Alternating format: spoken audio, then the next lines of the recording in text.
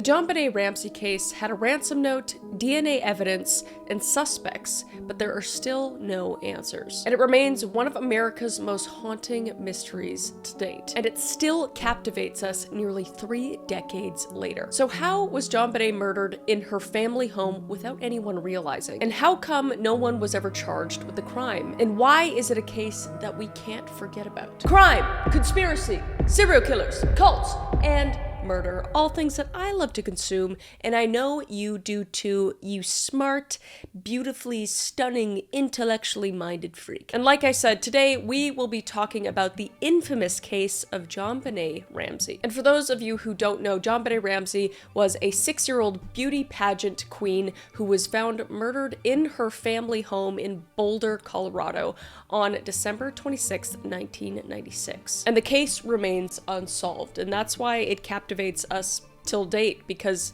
they're still investigating this case, and basically we have no answers still, just questions upon questions. So without further ado, let's get into the Jonbenet Ramsey case.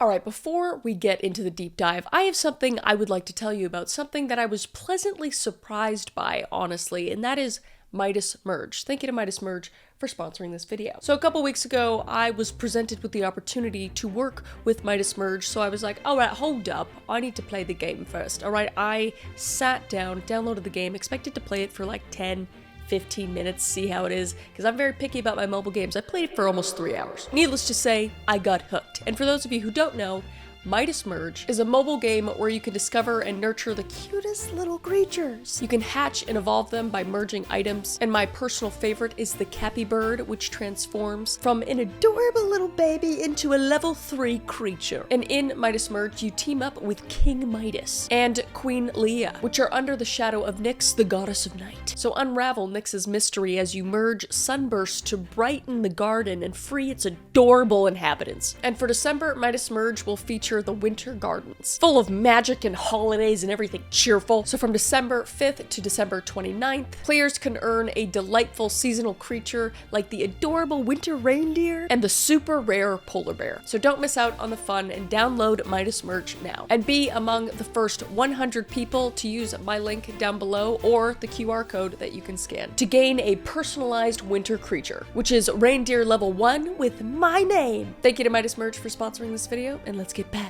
to the deep dive.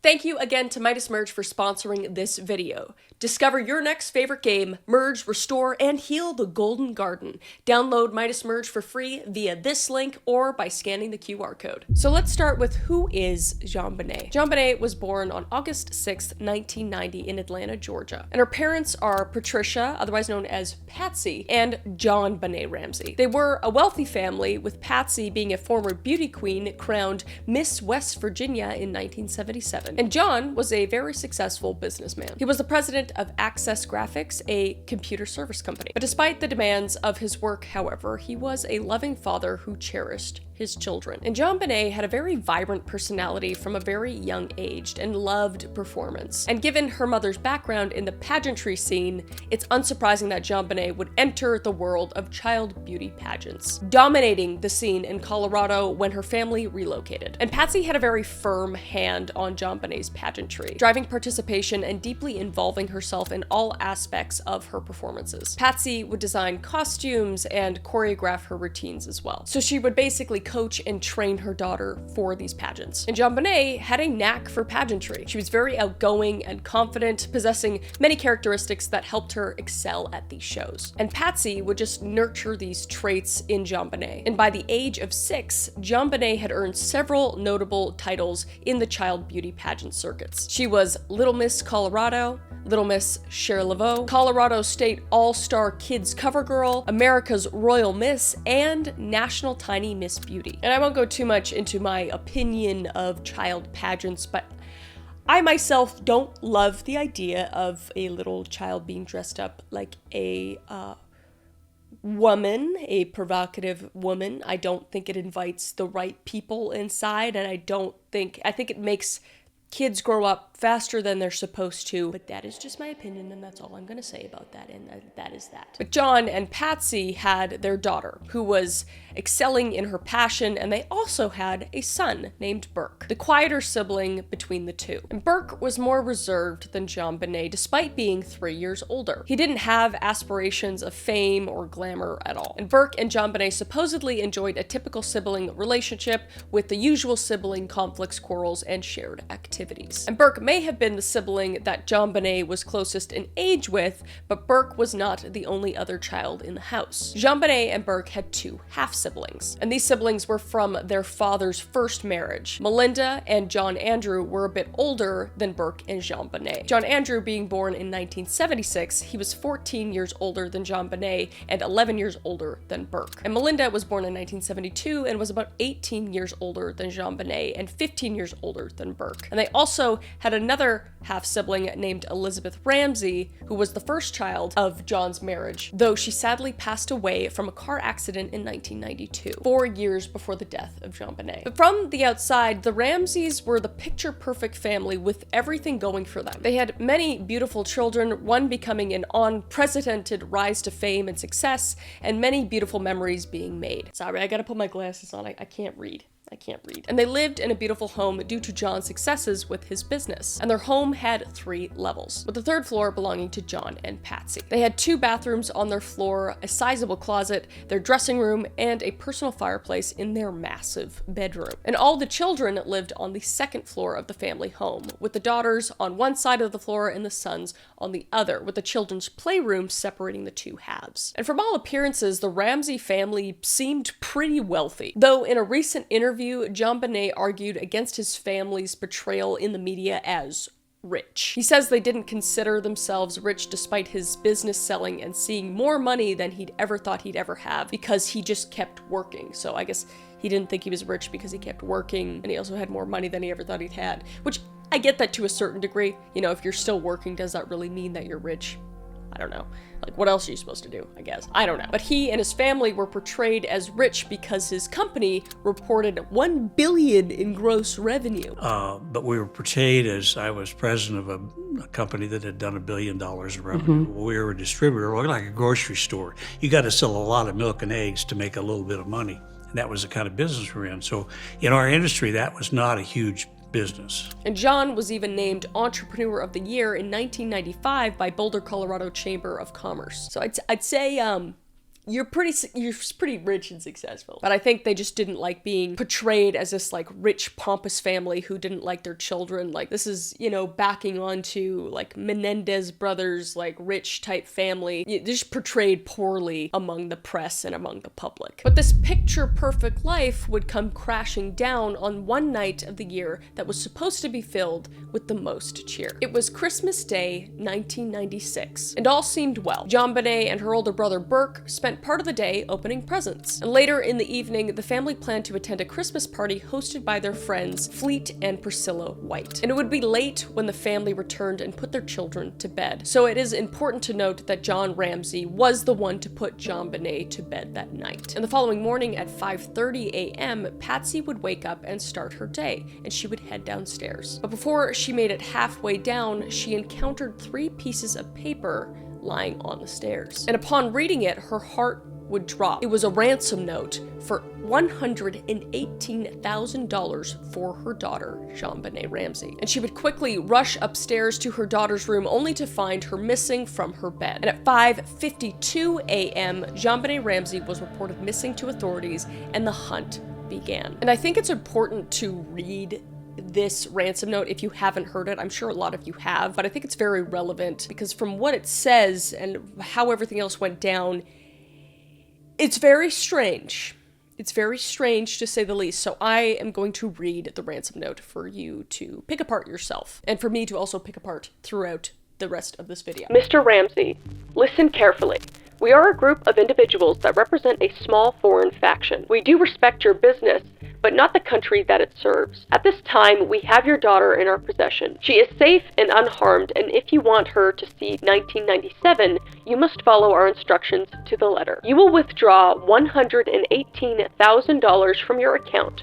$100,000 will be in $100 bills, and the remaining $18,000 in $20 bills. Make sure you bring an adequate size attache to the bank. When you get home, you will put the money in a brown paper bag. I will call you between 8 and 10 a.m. tomorrow to instruct you on delivery. The delivery will be exhausting, so I advise you to be rested. If we monitor you getting the money early, we might call you early to arrange an earlier delivery on the money and hence a earlier delivery pickup of your daughter. Any deviation of my instructions will result in immediate execution of your daughter. You will also be denied her remains for proper burial. The two gentlemen watching over your daughter do not particularly like you, so I advise you not to provoke them. Speaking to anyone about your situation, such as the police, FBI, etc., will result in your daughter being beheaded. If we catch you talking to a stray dog, she dies. If you alert bank authorities, she dies. If the money is in any way marked or tampered with, she dies. You will be scanned for electronic devices, and if any are found, she dies. You can try to deceive us, but be warned that we are familiar with the law enforcement countermeasures and tactics. You stand a 99% chance of killing your daughter if you try to outsmart us. Follow our instructions and you stand a 100% chance of getting her back. You and your family are under constant scrutiny as well as the authorities.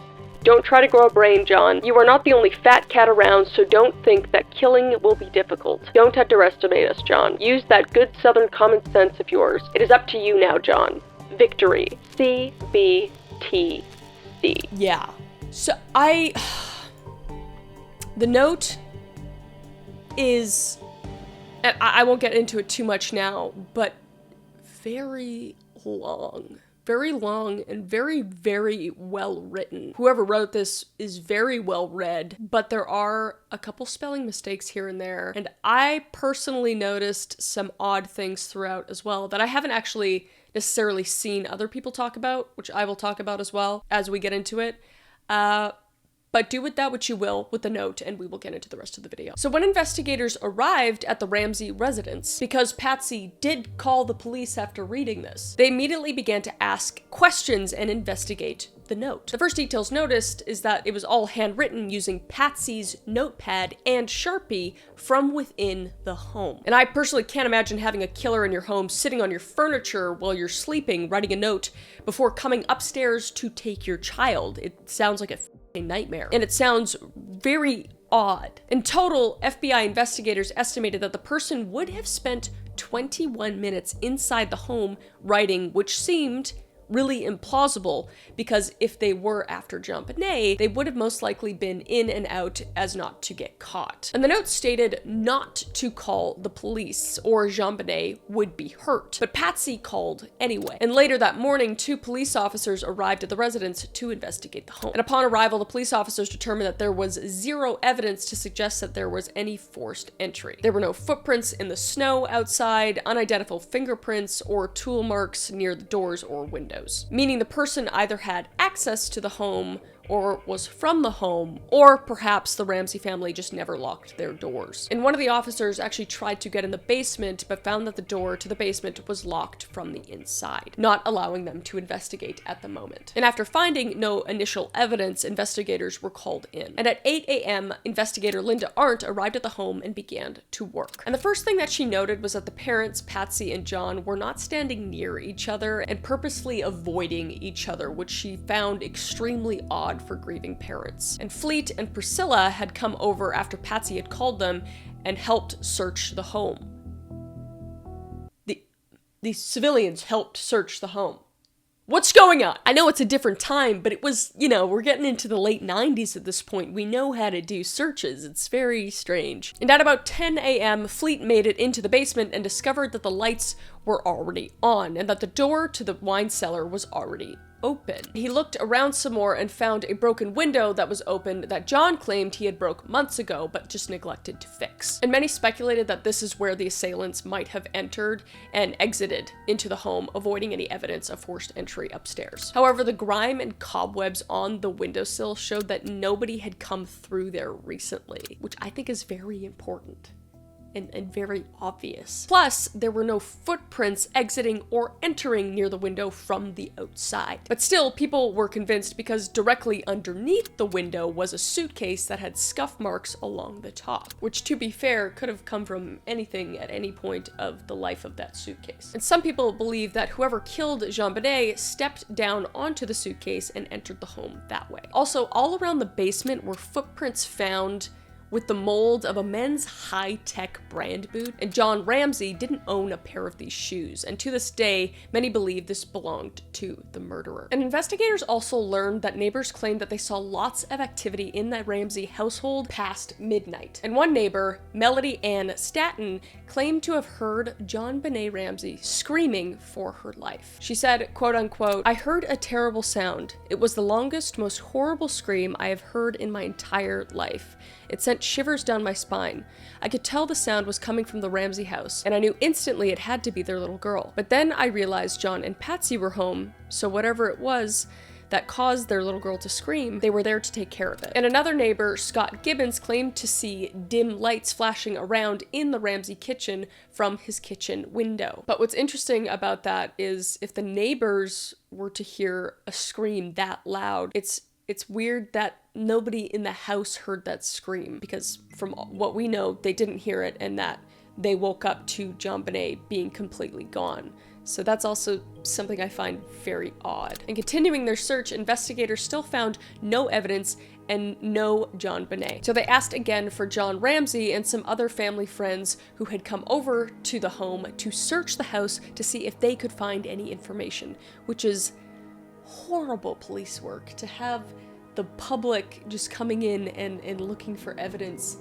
I don't even understand how this was a thing. And at about 1 p.m., John Ramsey would enter, make his way down, and make his way to the open wine cellar. And to his horror, there lay the deceased body of his 6-year-old daughter, Jonbenet. And her body would be covered with a blanket, and her mouth was covered with duct tape. And her hands were tied to her neck by some nylon cord. And other odd evidence included the fact that Jonbenet was found next to a hidden floor safe that was covered in dust with a top plate, but it was partially ajar as if someone tried to open it. And after finding his daughter deceased, John Ramsey would pick her up from the crime scene and walk her upstairs, completely ruining any evidence that was at the crime scene, or tampering with it at the least. But, I mean, to play devil's advocate, I mean, you're a father and you find your daughter deceased, and I think the last thing you're thinking about is how to preserve evidence. So I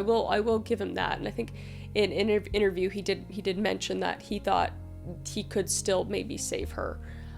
So I know a lot of people scrutinize that, and it's unfortunate, but it is what it is. And the initial autopsy report found that the cause of death was asphyxiation by strangulation associated with cranial trauma, as if she got hit on the head with something. And a garrote made of nylon cord and a paintbrush handle was used for the strangulation. And the paintbrush handle used in the garrote wire came from Patsy's art supplies. But the bottom third of the brush was never found. And inside Jonbenet's stomach was a partially digested pineapple, which meant she had clearly eaten a few hours before her death. And in the kitchen, a bowl containing pieces of pineapple was found with Patsy's fingerprints on it. Yet neither Patsy or John remembered giving Jonbenet any food after they arrived home. So a massive list of suspects was constructed, reaching over 1,600 people. And Patsy and John were obviously the first two suspects due to the evidence found in their home and because of their odd behavior. However, DNA evidence quickly ruled them out at the time. But this didn't convince everyone, because during the investigation, there were numerous mistakes and broken protocols that made the case even harder to solve. Pieces of evidence were lost, like when the family friends started to use spray cleaner on the kitchen counters, or when they sealed off Jonbenet's bedroom, leaving the rest of the home completely open for family and friends, even though Jonbenet was found in the basement and was numerous pieces of evidence found throughout the home. It's just like insane to me that this happened. And the evidence that did survive was mislabeled, and during the investigation, confidential evidence was shared with the Ramsey family and friends present at the home, and overall, there was just a poor investigation of the home by police and detectives. And because of this, two parties formed. One was the DA's office and Detective Lou Smith, who believed that the evidence found alluded to an outside party being responsible for Jonbenet's death. And the other party was Boulder, Colorado Police Department, which believed that the Ramseys were responsible. And this led the Colorado governor to initiate a grand jury to decide whether or not the Ramseys should go to court for the death of their daughter. And on September 15th, 1998, the grand jury met and in early 1999 created a charge against the Ramseys for child endangerment resulting in death, where both parents knowingly or recklessly put Jonbenet Ramsey in a dangerous situation that led to her death, and obstruction of justice, where both parents helped someone avoid being caught or punished for crimes including murder and child abuse resulting in death. However, the family would not be prosecuted because the district attorney believed that there was no way to prove that the Ramseys' guilt with 100% certainty. And since then, there has been no major evidence found, and no suspects have ever been brought into custody. And even with the advances in DNA and forensic technology, the old samples collected from the crime scene remained unidentified. And to this day, the two camps still exist, but prosecutors are leaning more towards the Ramsey family being guilty. And in recent years, investigators have criticized the first detectives and officers who worked on the case for exonerating the Ramseys so early on, believing it damaged the integrity of the case for future investigators. And the case is still open as the Boulder police search to find the killer of Jonbenet Ramsey. So let's go through some of the theories and suspects. The first one is that the parents did it. Allegedly. This isn't me. This is me just talking about other people's theories. So the 911 call on December 26 had Patsy Ramsey calling the police saying that her daughter had been kidnapped and stating that she was 6 years old and sounding very frantic on the phone. And she stated that her daughter had been missing and that she had a ransom note that was left signed by SBTC Victory. 911 emergency. Police. What's going on? 515th Street. What's going on there, ma'am? We have a kidnapping. Hurry, please. Explain to me what's going on, okay? There's a note left and our daughter's gone. A note was left and your daughter is gone? How old is your daughter? 6 years old. She's gone. 6 years old. How long ago was this? I don't know. I just found the note. And my daughter's gone. Does it say who took her? What? Does it say who took her? I don't know.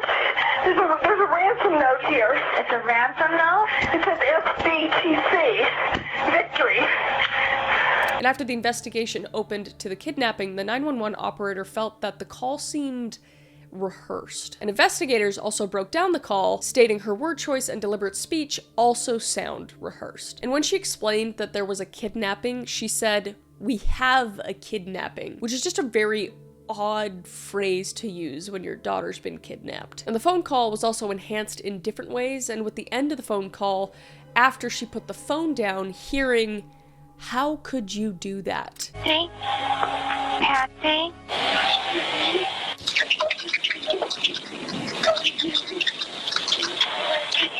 And although this evidence is inconclusive and could be labeled as a pure assumption, I've listened to it, and it's kind of hard because after you know what somebody thinks that they said, that's kind of all you hear. But we really don't know. That is also just like a blatant like theory that people think, but I'm not claiming that that is what she said. And the evidence at the scene of the crime of Jonbenet's murder led to the investigation of the ransom note. And this would lead to Patsy and John Ramsey becoming suspects in the crime. The random note being handwritten and unusually lengthy, according to investigators. And to make matters worse, the paper for the note was taken from Patsy's own notepad, and her own Sharpie was used as well, as we discussed earlier. And this led the forensic team to believing that the note was written inside the residence, which would be an unnecessary risk for an intruder to feel inclined to do so. And experts like retired FBI Supervisor Special Agent Jim Clement and other experts estimated the note would have taken around 21 minutes to write. That's a really long time. That is just shy of half an hour of sitting in the house writing this note when you're about to commit an insane crime that could put you in jail forever, basically. But again, it just paints the narrative of an intruder unlikely as to not wasting time to put themselves into danger of being found. And they also noted that the ransom note had unique and specific words misspelled, such as possession and business. And according to forensic linguistics expert James Fitzgerald, the spelling could have been deliberate or a cover to hide the actual suspect's identity. Because John and Patsy Ramsey were all very well educated, attending so-called big state schools. Those schools being Michigan State and West Virginia University, which showed they wouldn't misspell such simple words. However, with investigators supposing that these words were deliberately misspelled, suspicion pointed back on the two, doing this to hide behind their education. And Fitzgerald would also notice another detail with the handwriting, stating that the font style printing had generally a feminine trait, drawing similarities to Patsy's own personal handwriting, including font style and printing as well. I have combed through these letters. The amount I've looked at this, like I am a freaking forensic linguistic expert, which I'm not at all, but I feel like I want to look at it with you guys, and I just want to make some notes that I found, that some of them have been obviously caught by experts, but some of them, I don't know why, but I couldn't find the certain thing that I personally noticed, but I thought, is kind of relevant. We look at the actual ransom note, and like what they're saying, it has, the kind of deliberate looking squiggles in it. At the beginning, it kind of gets better throughout the end, as if almost whoever's writing it kind of gave up on trying to mask what it was, to be honest. But one thing I noticed, they say that the E's look really similar to Patsy and the perpetrator who wrote this ransom note, and other letters as well. But I found that the A's were very interesting, because throughout the ransom note, you see the perpetrator doing these types of A's a lot. Like in the beginning, we see it here and here and here, and you kind of just see them throughout. You see the A change, like right here, into just your regular A. And I noticed that whoever wrote this kind of stops at one point and goes back to the regular A and then switches to the other A, which is odd. It's not a very common thing to do. So I found that while I was looking at the ransom note, and I was like, well, whoever wrote this really likes to use both A's. And if you're just listening and can't see what I'm showing right now, I'm talking about more of a cursive A, and then just your regular A that looks like an O with a little tail off of it. And then I looked at, Mrs. Ramsey's writing, and by God, I found the same similarity, which I found very interesting. We see here that she's using the second A, mostly, especially at the beginning. She doesn't screw up there, but then we get to the second paragraph, and we see the first A right here changed to the other A, which is very odd. I just found that very odd. And then she switches back to the other A, and then she goes back to the other A, like in bank here. I mean, I'm sure that there's been lots of forensic people that have already picked up on that, because I'm just a mere person who looked at it for like an hour. But it's just a very interesting similarity, and maybe it has nothing to do with anything, and I'm just a stupid YouTuber, and what do I know? Probably nothing. And then they also got her to do individual words that were on the ransom note, which was interesting. And you see that she doesn't stray from using the same A. She uses the same A throughout all of them. And then also in her just random other letter that they took, she does the same thing where she's using two different A's. And I just find that so weird. Anyway, that's my little A. I'm just Canadian. I just like saying A. But that's my little A theory. That's just strange. Just a little bit strange, But anyway, the suspicions were adding up, and not only was the note written from inside the house, and the handwriting was strikingly similar to Patsy's, but the actual tone of the words were very interesting, because it apparently had less emotion than conventional anonymous threats, since it lacked any adjectives or emphasis on words that would need to be there to threaten or strike fear into the reader. Like, why wouldn't a kidnapper threaten the victim's family in order to cause them to comply better? And it's pointed yet again at the Ramseys, because was there actually a real threat? And if there wasn't, then it makes sense that this note was written kind of like, so like, laissez-faire, you know? Because if they already knew that their daughter wasn't actually kidnapped and wasn't actually going to get killed because she was actually already murdered, why would they put emphasis into like emotional tones in the ransom note? But this is, again, all alleged. I'm not saying anything, but it's just a note. So with the lack of emotional tone, the note taking too long to be written by a rushed intruder, written on the same notebook and Sharpie from inside the house, and the handwriting also being suspicious, the conclusion that the parents staged a false note is more than likely. However, it is not confirmed. And all of this pretty much eliminated John from being a suspect of writing the ransom note. But Patsy was not, and her handwriting was compared to the note, where police asked for a sample of her writing the note herself to compare to, which we saw earlier when I went on my little A rant. And the investigators and police would later question Patsy for 6.5 hours, with her husband John only being interviewed for 2. And the transcript for their talk is insanely long, but I read it. I did read it, and a lot of it just goes over like who they are, what the where they came from. They literally just went through their whole history, who they knew, how they were connected, going through everything. But her story kind of had a lot of weird details, and it sounded like lots of lawyer-directed responses, such as glossing over the details that the note came from Patsy's own notepad. But again, nothing ever came of that, and she died an innocent woman, so it is what it is, and that is, you're innocent until proven guilty. That brings us to the brother theory. One of the crazier whodunit theories to come out of Jonbenet Ramsey's murder investigation speculates that her brother, Burke, was the one who killed her, whether intentionally or unintentionally. Again, this is a theory, but much of this stems from speculation that the two may have had an unfortunate interaction over the midnight pineapple snack. So the theory suggests that Burke was having a midnight snack and Jonbenet took a piece, which made Burke upset, resulting in him hitting her over the head with a flashlight, a blow that would kill her. And it's strictly speculative, and that was never a proven fact. I just want to make that very, very clear. But when this theory began to emerge, however, it caused people to scrutinize Burke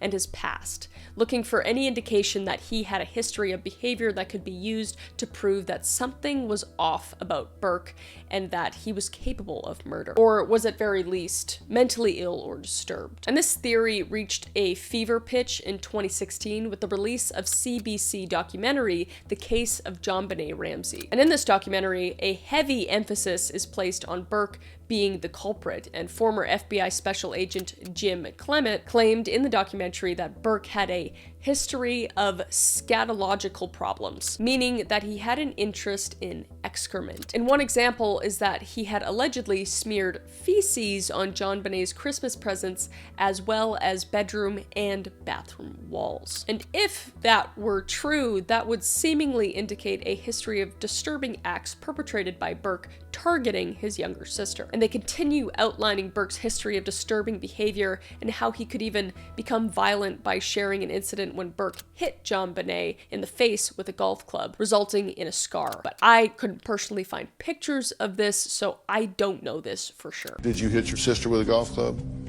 Not on purpose.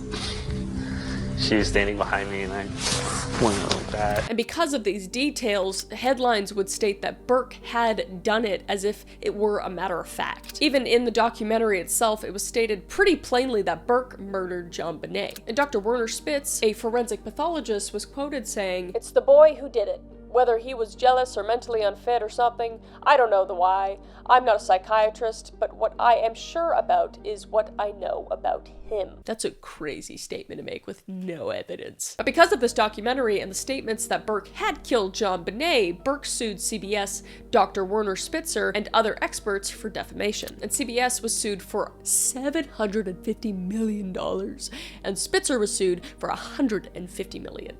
And the lawsuit was settled out of court, with the settlement details never being disclosed. But I'm guessing he got a pretty fat payout, because those are some pretty fat allegations to make against somebody that is currently innocent. But supposed evidence that Burke was the killer extended beyond just the feces spreading and the golf club hit. When investigators, both real and fake, aka internet sleuths, I don't consider myself an internet sleuth, okay? They examined interviews of Burke following the death of Jonbenet.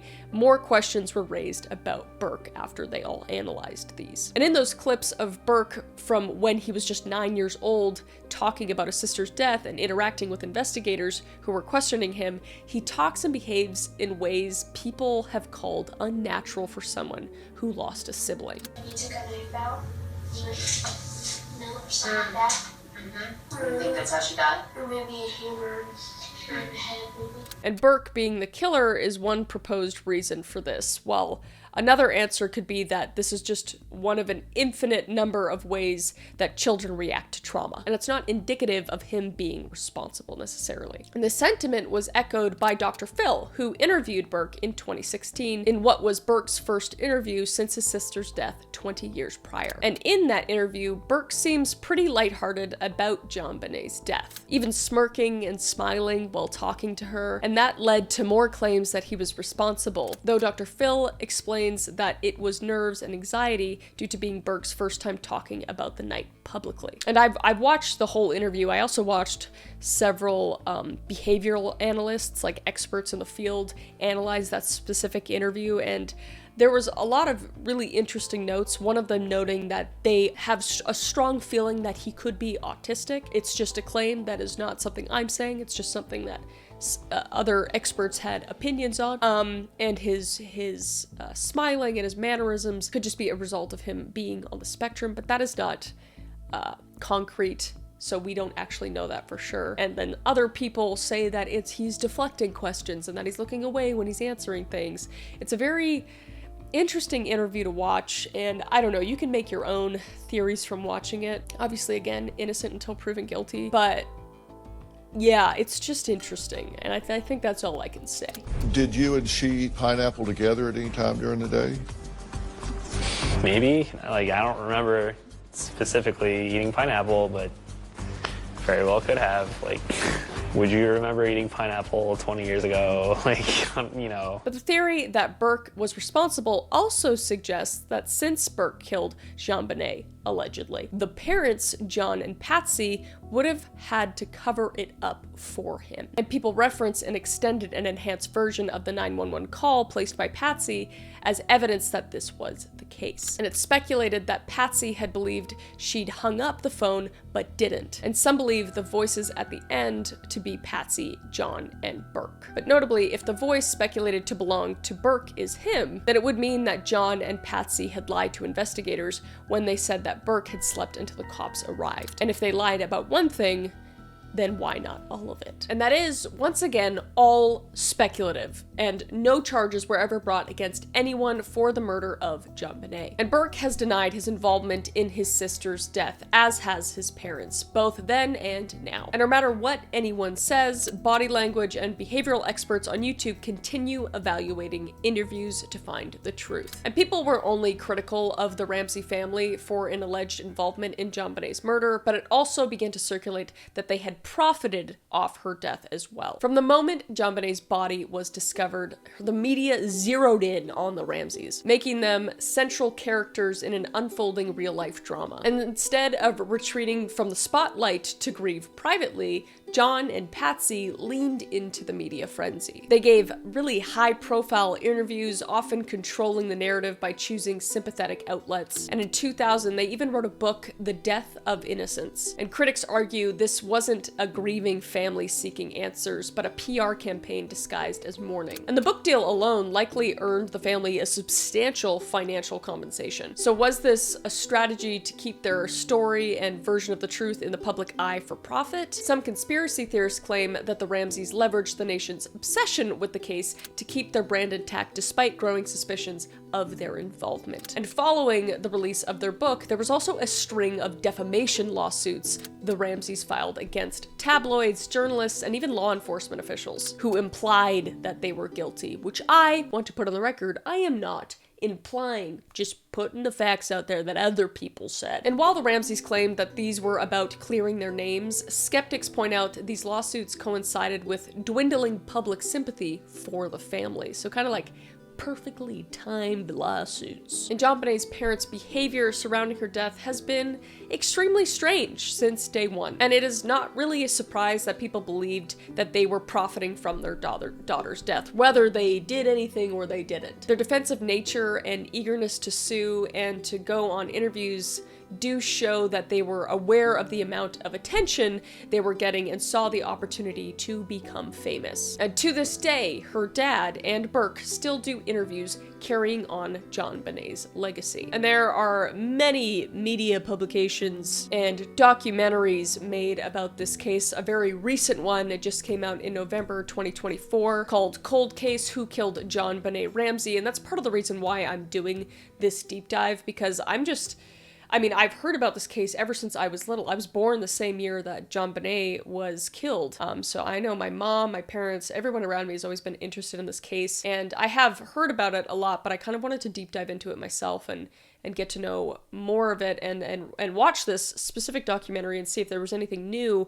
But I'll just kind of give you the breezed over version of what the new documentary came out with. First of all, experts considered the ransom note fake. It was one of the primary pieces of evidence dating back to the beginning of the case, but this is something that we already discussed, so again, it's just not new information. And then that there was a suitcase below the basement window. And there was also a small piece of glass found on the ground, found by the suitcase. And Smith apparently even attempted this himself to see if it would have been difficult, but he found that lifting the grate to get in, as well as using the suitcase as a step out, would have been easy for the killer. But the police at the time didn't pay much attention to this evidence, but Lou Smith later proved that the window could have easily been accessed and entered in through the house.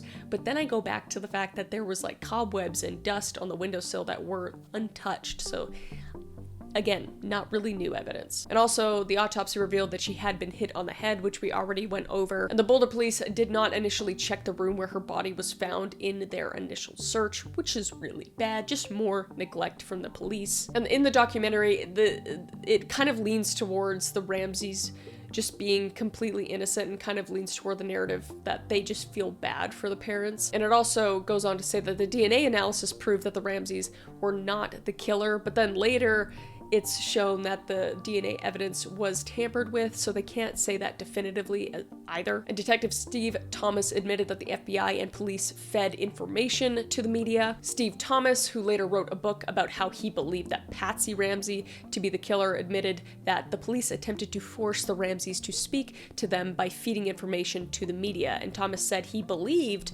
Patsy had gotten angry at Jonbenet because she wet the bed and injured her in a fit of rage. And she then set the crime scene up to make it look like a kidnapping gone wrong. And in the docuseries, Jonbenet stated that his wife had just survived ovarian cancer and was happy to be alive, so she would not have been angered by something like wetting the bed. And despite Detective Thomas' repeated assertions that Patsy was the killer and the newspaper printing information to point in that direction, the evidence has never been able to prove that the Ramseys were involved. There was also allegedly marks on Jonbenet's face and back thought to be left by a stun gun, but there's no conclusive evidence one way or another about this. And there was also a similar assault case in a nearby neighborhood several months later, but the police denied that the two cases were similar in any way. And in 2013, it was revealed that the jury voted to indict both parents, but the DA office did not pursue it. And also, the police investigated several other male suspects, but all had airtight alibis. And an unknown man named Daxus confessed to the crime. And this was after several years. He called in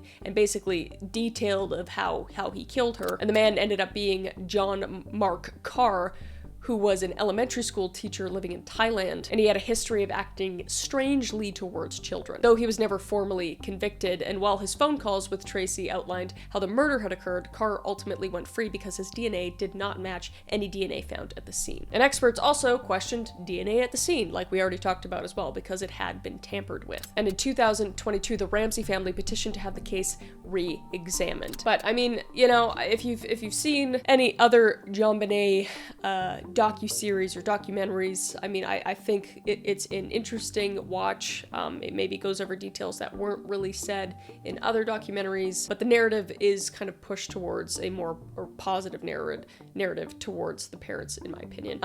But yeah, I mean, that's all I have for the Jonbenet case. I truly do hope that one day this gets solved, because it is just heartbreaking and so strange. And I hope the person that did do it is either burning in hell or it's burning a hole in their conscience and eating them alive, I guess.